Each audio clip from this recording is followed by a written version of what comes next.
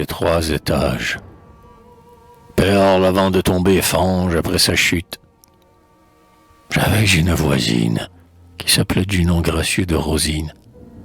Elle était si jolie, œil plus bleu que le ciel, bouche rose qui peinte aux vierges à Raphaël, cheveux blonds coupés courts sur le front, longue boucle où le soleil mettait des reflets d'escarboucle.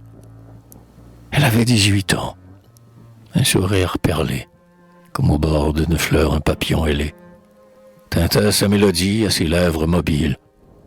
Elle avait la fraîcheur d'un lac au flot tranquille, où le ciel semble entrer. Nul ne pouvait la voir sans l'aimer. Les passants, du matin jusqu'au soir, la voyaient travailler à son 3e étage, rieuse et belle avec son modeste corsage. Un lit, puis une table et 2 chaises de bois formaient l'ameublement de ce nid sous les toits. Quelques lys rayonnaient au bord de la fenêtre, où l'aurore en riant et pleurant venait naître, et la Vierge et les fleurs confondaient leurs parfums. Dans un coin, souvenir de ses parents défunts, un chaste enfant gardait sur une vieille armoire, tout jauni par les pleurs, un crucifix d'ivoire, pauvre et nu qui veillait sur sa virginité. Étant honnête et simple, elle avait la gaieté. Et tandis que ses doigts jouaient avec l'aiguille, sa chanson s'envolait aux oiseaux. Sa famille, les invitant par grâce à venir l'égayer, ou partager sa chambre et son pain sans payer. Là, Goethe vraiment crut retrouver Marguerite, son rouet, ses fleurs et sa branche bénite. Elle offrait au bon Dieu son cœur et son travail, lorsque la lune ouvrait au ciel son éventail, que les nuages blancs entouraient de leurs franges. Puis elle s'endormait heureuse, et, dans la nuit étrange, les rêves voltigeants plis de ses rideaux égayaient son sommeil comme un essaim d'oiseaux. Ah, que vous êtes bien là-haut dans la mansarde, plus près du ciel d'azur et de Dieu qui nous garde.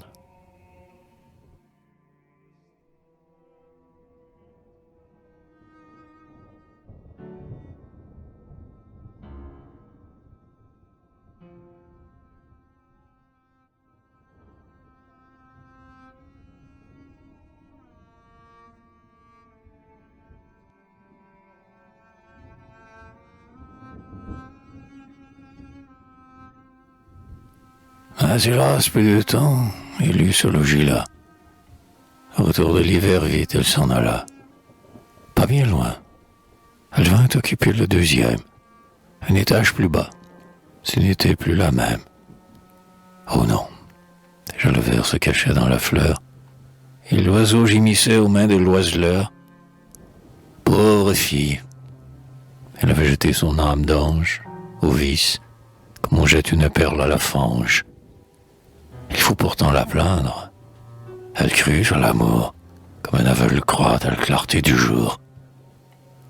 On lui dit qu'elle était d'une beauté divine, et qu'on voulait l'aimer, elle, pauvre orpheline, pour combler dans son cœur les vides de la mort.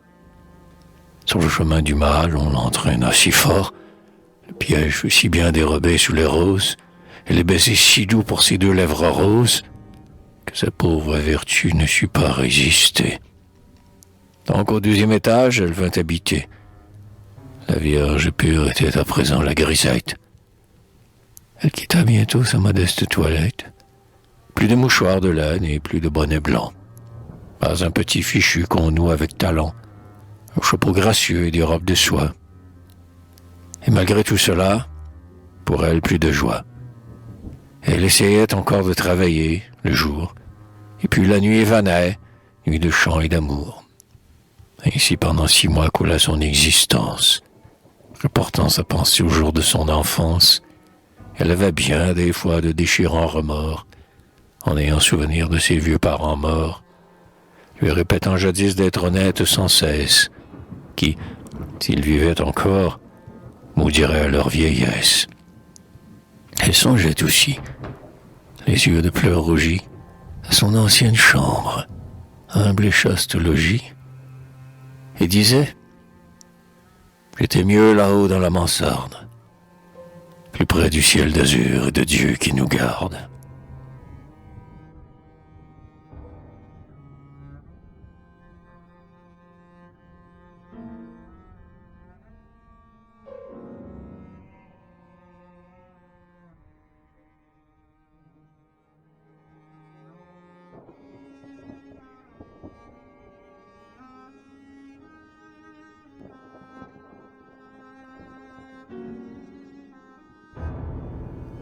Mais le chemin du mal est facile et glissant.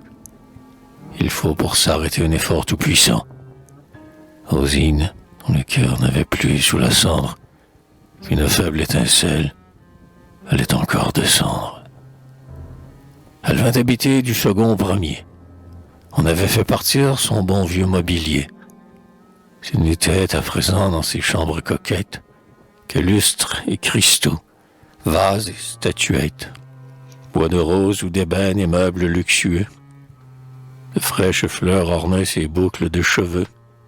L'or brillait à ses doigts, le sourire à ses lèvres. Il était loin le temps des remords et des fièvres, et des cuisants regrets qui rongent comme un ver. Cynique et froide ainsi qu'un démon de l'enfer, son cœur n'agitait plus ses ailes de colombe, enseveli vivant dans son corps, froid de tombe. Folle grisette hier, courtisane aujourd'hui, n'aimant que par calcul, par haine ou par ennui. Elle rendait hideux ce que Dieu fit sublime, et pour dorer la honte avec l'argent du crime, étalait dans la ville un luxe éblouissant.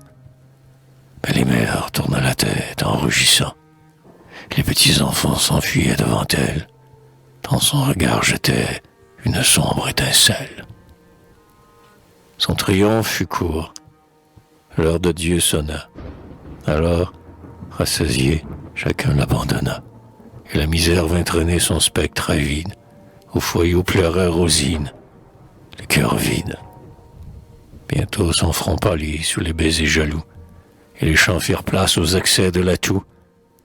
Sa marche chaque jour devint plus chancelante, son visage plus creux, sa voix plus tremblante. L'automne allait finir. Des arbres dégarnis étaient déjà tombés les feuilles et les nids. Rosine, je le crus, resterait à l'étage. Mais un jour en passant, je vis, contre l'usage, tous ses volets fermés. Et puis, 2 jours plus tard, par un ciel tout couvert de pluie et de brouillard, on l'aida pour venir jusqu'au rez-de-chaussée. Elle était morte, hélas, coupable et délaissée. En terre, on la porta, mais pas un seul ami ne suivit son cercueil. Et moi j'en ai gémi, en disant: temps heureux où là, dans la mansarde, elle était près du ciel et de Dieu qui nous garde.